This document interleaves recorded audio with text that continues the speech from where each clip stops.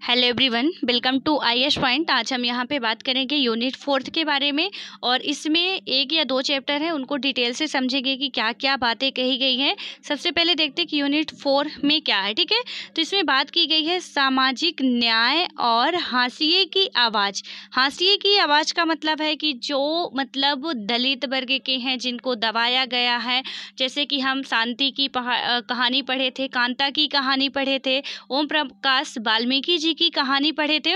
तो ऐसे लोग हिंदू, मुस्लिम, सिख, ईसाई कई धर्म के लोग या धर्म समुदाय के लोग हैं जो आज भी हाशिए पे हैं। तो उन सभी के बारे में हम लोग समझेंगे कि आखिर इसका मेन मतलब क्या होता है। देन उसके बाद कि ये किस लिए आया है या किस लिए बताया गया है, ये सारी बातें हम लोग समझने वाले हैं। इसमें हमारा पहला जो चैप्टर है यानी यूनिट 4 का फर्स्ट चैप्टर है और हमारे क्लास 8 की एनसीईआरटी का ये अध्याय 7 है। ठीक है, इसमें हम बात करने वाले हैं हाशियाकरण की समझ।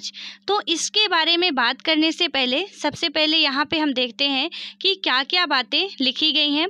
सामाजिक रूप से हाशिए पर होने का क्या मतलब होता है। ठीक है, तो इसमें जो भी बताया गया है वो सारी बातें चित्रपट कथा के माध्यम से समझेंगे। बट उससे पहले थोड़ा सा हम इसके कीवर्ड्स की बात कर लेते हैं, ताकि जो भी बीच बीच में आए तो वो हम इजीली समझ जाएं कि ये क्या कहना चाह रहा है। ठीक है, तो इसमें यदि हम देखते हैं तो बताया जा रहा है, सबसे पहला यदि हमारा कीवर्ड की बात करें ऊंच नीची है। ठीक है, तो ऊंच नीच आप हेडिंग डालोगे ऊंच नीच, उसके बाद आगे हमको लिखना है कि ऊंच नीच का मतलब क्या होता है। ठीक है, यहाँ पे ऊंच नीच का मतलब आप ऐसे मत लगा लेना कि ऊपर या नीचे, ऐसा नहीं है। ऊंच नीच का मतलब यहाँ पे जाति वर्ग के आधार पर है। सो इसमें क्या बात की गई है कि व्यक्तियों या चीज़ों की एक क्रमिक व्यवस्था, किसी भी व्यक्ति या किसी भी चीज़ की एक क्रमिक व्यवस्था। ठीक है, जैसे कि कोई भी चीज़ छोटी बड़ी लंबी कद की जो भी है। उसके बाद व्यक्तियों की बात करें तो कोई उच्च वर्ग के हैं, कोई मध्यम वर्ग के हैं, कोई निम्न वर्ग के हैं। तो इसके बारे में बताया गया है कि व्यक्तियों या चीज़ों की एक क्रमिक व्यवस्था। आमतौर पर ऊंच नीच की सीढ़ी के सबसे निचले पायदान पर वे लोग होते हैं जिनके पास सबसे कम ताकत है। जाति व्यवस्था ऊंच नीच की व्यवस्था है जिसमें दलितों का सबसे नीचे माना जाता है। ठीक है, तो यहाँ पे सीधे तौर से क्या बताया गया है कि ऊंच नीच की सीढ़ी के सबसे निचले पायदान पर, जो ऊंच नीच की सीढ़ी होती है उसके सबसे निचले पायदान पर यहाँ पे कौन होता है, तो यहाँ पे वही लोग होते हैं जिनके पास कम ताकत होती है। यहाँ पे जाति के आधार पर ही हम कह सकते हैं, अमीरी गरीबी के आधार पर भी ऊंच नीच माना जाता है। तो हर एक मतलब बहुत से ऐसे रीजन्स होते हैं जिसके कारण हम कह सकते हैं कि ये बहुत ही हाई क्वालिटी का व्यक्ति है या हाई क्वालिटी की वस्तु है, या कोई ये एक निम्न कास्ट का या निम्न प्रवृत्ति का, या कि कुछ ऐसे या उच्च कोटि मतलब अच्छे विचारों वाला व्यक्ति है।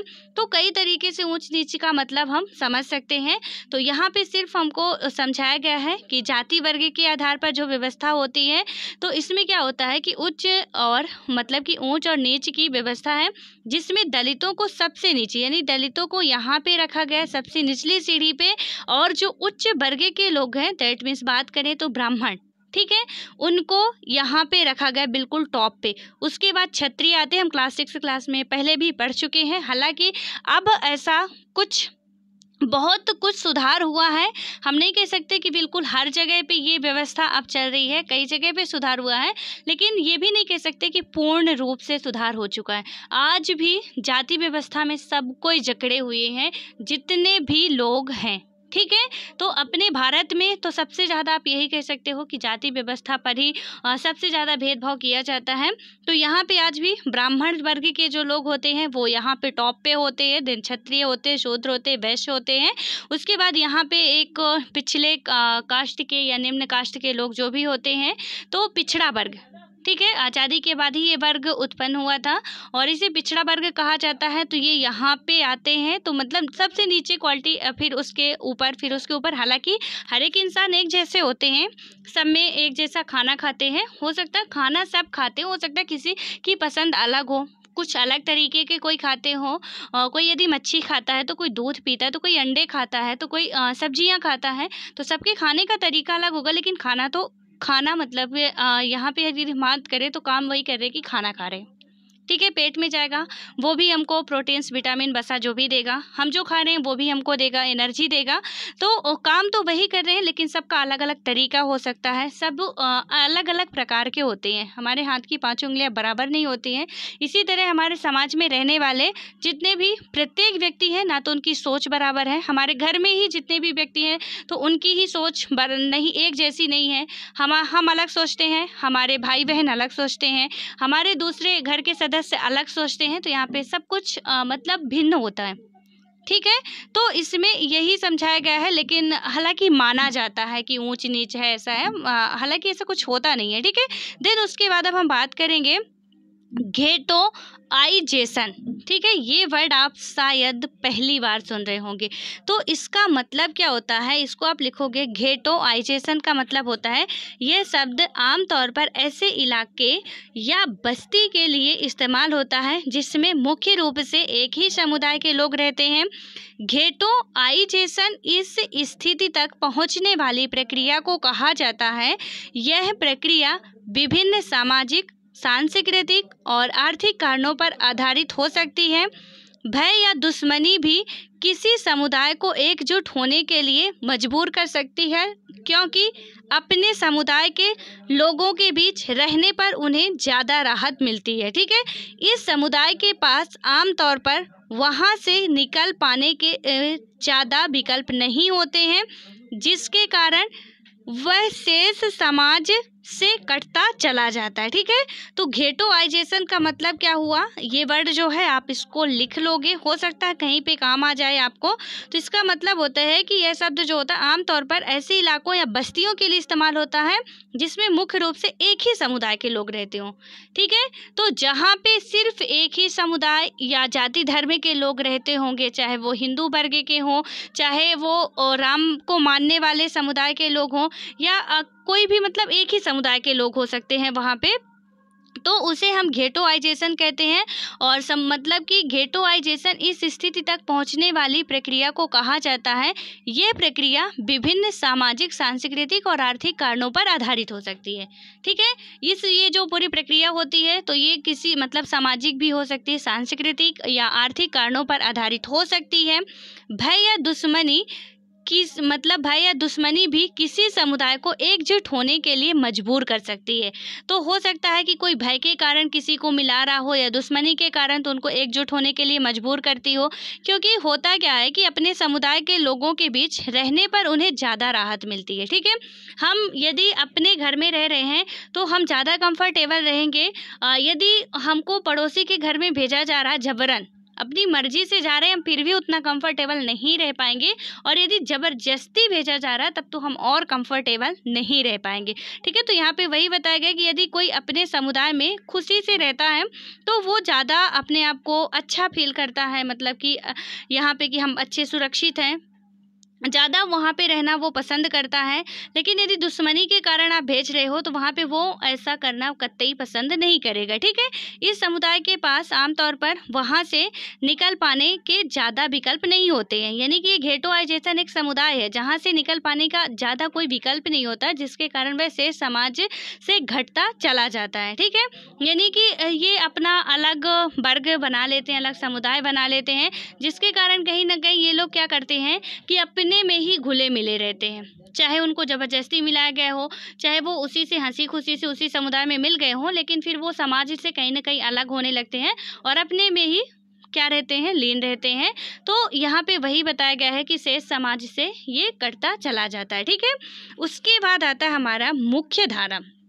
मुख्य धारा का मतलब क्या होता है कि कायदे से किसी नदी या जलधारा के मुख्य बहाव को मुख्य धारा कहा जाता है। तो यहाँ पे यदि सीधे तौर पे हम कहें तो किसी नदी के मतलब कि नदी या जलधारा के मुख्य बहाव को ही हम मुख्य धारा कहते हैं। लेकिन इस अध्याय में जिसकी वजह से ये मुख्य धारा वर्ड आया है, तो इस अध्याय में क्या है कि यह शब्द एक ऐसे सांस्कृतिक संदर्भ के लिए इस्तेमाल हुआ है जिसमें वर्चस्वशाली समुदाय के रीति रिवाजों और प्रचलनों को भी सही माना जाता है। ठीक है, इसी क्रम में उन लोगों या समुदायों को भी मुख्य धारा कहा जाता है जिन्हें समाज का केंद्र माना जा रहा है, जैसे बहुधा, शक्तिशाली या वर्चस्वशाली समूह। तो इसमें मुख्य धारा का मतलब तो सीधे तौर पे है कि यदि हम कहीं सुनते हैं मुख्य धारा, तो मुख्य धारा है कि कहीं से पानी का बहाव चल रहा है, किसी एक मतलब एक उसका बिंदु केंद्रित है कि यहाँ से ही पानी का बहाव जाएगा, उससे हम कह सकते हैं कि पानी अपने मुख्य धारा में बह रहा है, ठीक है। लेकिन इस अध्याय में बात की गई है कि मुख्य धारा का मतलब क्या होता है कि ऐसे सांस्कृतिक संदर्भ के लिए इसमें इस्तेमाल किया गया है जिसमें कि वर्चस्वशाली समुदाय के रीति रिवाजों और प्रचलनों को ही सही माना जाता है, ठीक है। तो वर्चस्वशाली का मतलब है जो अच्छा ताकतवर हो, तो उनका ही क्या होगा कि उनके रीति रिवाजों और प्रचलनों को ही सही माना जाता है।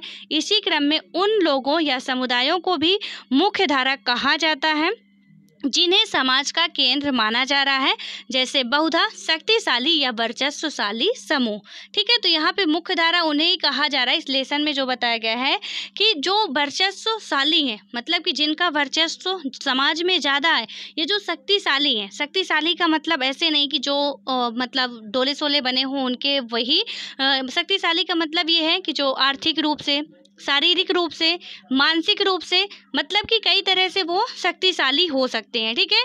तो यहाँ पे यही वर्ड समझाया गया है कि किसी के पास पैसा ज़्यादा होगा, किसी के पास ताकत ज़्यादा है, ताकत के बल पे वो अपना वर्चस्व जमा रहा है, किसी के पास सामाजिक जो भी वर्चस्व वो पहले से बना हुआ है। तो ऐसे कुछ कारण होते हैं जिनकी वजह से ये वर्ड यहाँ पे यूज किया गया है, ठीक है। उसके बाद आता है विस्थापित। विस्थापित का मतलब क्या होता है कि ऐसे लोग जिन्हें बांध, खनन आदि विशाल विकास परियोजना की ज़रूरतों को पूरा करने के लिए जबरन उनके घर बार से उखाड़ यानी कि उजाड़ दिया जाता है, ठीक है। तो इसमें क्या किया गया है, विस्थापित करने का मतलब है कि ऐसे लोग, मतलब जिन्हें विस्थापित का मतलब क्या हो गया, उन लोगों के लिए है जिनके कि क्या कर दिए जाते हैं कि किसी बांध के लिए, खनन के लिए या आदि विशाल विकास परियोजना की ज़रूरत को पूरा करने के लिए। जैसा सपोज दैट यहाँ पे मतलब सड़क बनाई जा रही है, ठीक है, और वहाँ पे आपका घर यदि सड़क के उसमें आ रहा है, जो उसका लिया जा रहा है, पूरा मैपिंग की जाती है, तो उसके सीध में यदि पड़ रहा घर, ठीक है, वहाँ पे आपका घर है, ज़मीन मतलब खाली करवाना है उनको, तो क्या करेंगे, यदि आप करते हो अच्छे तरीके से यानी शांति से तो ठीक है, अदरवाइज वो जबरन आपकी ज़मीन खाली करवा देंगे, क्योंकि वहाँ पे सिर्फ आपका एक घर रोड़ा बन रहा, या कोई कंपनी वहाँ पे लगानी है और आपका घर वहाँ पे है उस ज़मीन में, या आपकी ज़मीन उस जगह पे है जहाँ पे उनको कोई माइन सेट करना, कंपनी लगाना है या कुछ और करना है, जो बड़े वर्चस्वशाली लोग होते हैं उनके लिए। तो वो यदि करना चाहते हैं और वहीं पे एक या दो घर ऐसे रोड़ा बनते हैं, तो उनको यदि वो कर सकते, मतलब अच्छे तरीके से, सहज तरीके से मान जाते हैं तो ठीक है, अदरवाइज वो लोग क्या करते हैं, ज़बरदस्ती उनको क्या करते हैं, विस्थापित कर देते हैं, ठीक है। तो विस्थापित करने का मतलब ये है उन लोगों के लिए इस्तेमाल किया गया जिनको जबरन निकाल दिया जाता है। और किस वजह से निकाल दिया जाता है, तो बांध के लिए, खनन के लिए या विशाल विकास परियोजना के लिए, ठीक है। कोई भी परियोजनाएं जो भी बनाई जा रही हैं तो वहाँ पे भी आपको निकाला जा सकता है ज़बरदस्ती। तो इसमें क्या याद रखना, विस्थापन का ऐसे लोगों से संबंधित है, तो यहाँ पे कैसे लोगों से संबंधित है जिनको जबरन घर से निकाल दिया जाता है। और किस कारण से निकाल दिया जाता है, तो बांध या खनन या विशाल विकास परियोजनाओं की वजह से, ठीक है। तो बस इतना याद रखना आपको। उसके बाद हमारा आता है कुपोषित। कुपोषित का मतलब होता है ऐसा व्यक्ति जिसे पर्याप्त भोजन या पोषण नहीं मिलता है, ठीक है। तो आप देखते भी हो कि कुपोषण के बहुत ज़्यादा बच्चे क्या होते हैं, शिकार होते हैं। कुपोषित, तो इसमें क्या हुआ कि ऐसे व्यक्ति जिससे पर्याप्त भोजन या पोषण नहीं मिलता हो, हालांकि ज़्यादातर बच्चे ही कुपोषित होते हैं। तो इसमें यही बताया गया, कुछ महिलाएं भी होती हैं लेकिन ज़्यादातर ये जो है वो बच्चों में ही देखने को मिलता है। तो इसमें सीधे तौर पे है कि किसी भी व्यक्ति को यदि पर्याप्त भोजन या कि पोषण नहीं मिलता है, जो कि उसको न्यूट्रिशन चाहिए, जो कि उसको विटामिन चाहिए, वसा चाहिए, कार्बोहाइड्रेट्स चाहिए, वो सही मात्रा में यदि नहीं मिल पा रहा किसी बच्चे को, तो वो ज़रूर, या कोई भी व्यक्ति को, ठीक है, तो ज़रूर कुपोषण का शिकार हो जाता है। तो यही बात की गई यहाँ पे, कुपोषित।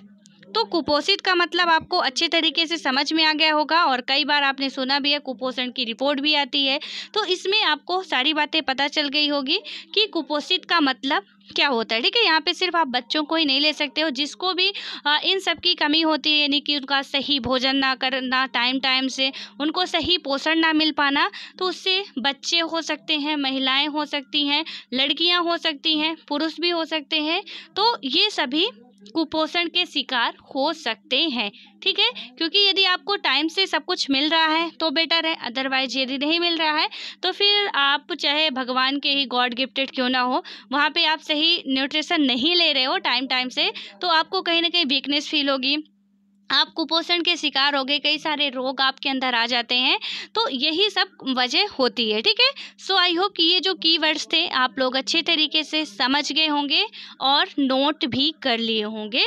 तो अब हम बात करेंगे अपने चैप्टर की स्टार्टिंग अपने नेक्स्ट वीडियो में करेंगे, वहाँ पे इसको आप लोग एक बार लिख ही लिए होंगे मेरे साथ। अब आपको इसको लर्न कर लेना आज के आदि, और जो पिछला लिखे हुए हैं हम, ठीक है, उसको भी लर्न कर लेना है ताकि वो भी ना भूले।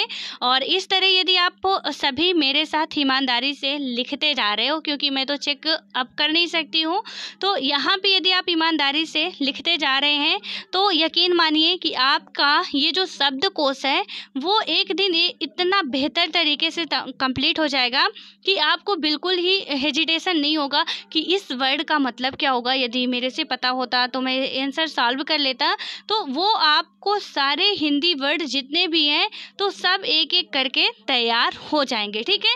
जो पॉलिटी से रिलेटेड वर्ड बन सकते हैं, क्योंकि हर एक के लिए अलग अलग वर्ड इस्तेमाल किए जाते हैं। वहाँ पे आप इकोनॉमिक्स के लिए जब वर्ड पढ़ोगे तो कुछ उसके अलग तरीके से होते हैं, इसलिए आप ये जितने कीवर्ड्स हैं उनको ज़रूर नोट किया करिए, इनको नज़रअंदाज मत किया करिए, क्योंकि ये बहुत इंपॉर्टेंट होते हैं, ठीक है। और इसकी इम्पोर्टेंस आपको अभी शायद ना पता चले, लेकिन जब आप एग्ज़ाम देने जाएंगे तब ज़रूर पता चलेगी कि इस वर्ड ये जो वर्ड है हमारे, या कि हम बात करिए जो टर्मोलॉजी है, इसकी हमको कितनी ज़्यादा ज़रूरत थी पढ़ने की, ठीक है। तो इसलिए हम पहले ही सुधर जाएं।